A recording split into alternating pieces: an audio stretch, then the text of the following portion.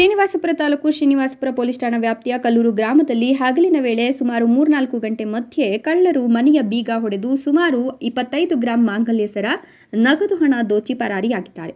ಘಟನೆ ನಡೆದ ವೇಳೆ ಮನೆವಾಸಿಗಳು ಕೂಲಿ ಕೆಲಸ ನಿಮಿತ್ತದಲ್ಲಿದ್ದು ಇದೇ ಅವಕಾಶಕ್ಕಾಗಿ ಕಾಯುತ್ತಿದ್ದ ಕಳ್ಳರು ಈ ಕೃತ್ಯಕ್ಕೆ ಮುಂದಾಗಿದ್ದಾರೆ.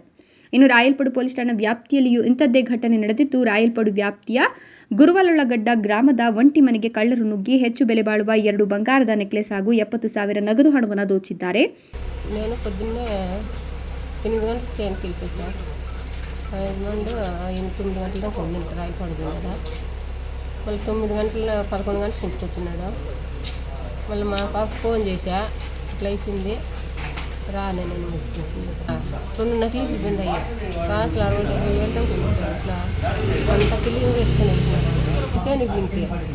చేనికి వింటే మా యజమాని రైల్పాడు ఉన్నాడు. ಇನ್ನು ದರೋಡೆ ಘಟನೆ ಬಗ್ಗೆ ಮಾಹಿತಿ ಪಡೆದ ಕೋಲಾರ ಅಡಿಷನಲ್ ಎಸ್ಪಿ ಜಗದೀಶ್ ಶ್ವಾನದಳ ಹಾಗೂ ಬೆರಳಚ್ಚು ತಜ್ಞರೊಂದಿಗೆ ಭೇಟಿ ನೀಡಿ ಪರಿಶೀಲನೆ ಮಾಡಿ ಮುಂದಿನ ಕ್ರಮಕ್ಕೆ ಆದೇಶಿಸಿದ್ದು 2 ಠಾಣೆಗಳಲ್ಲಿ ಪ್ರಕರಣ ದಾಖಲಾಗಿದೆ.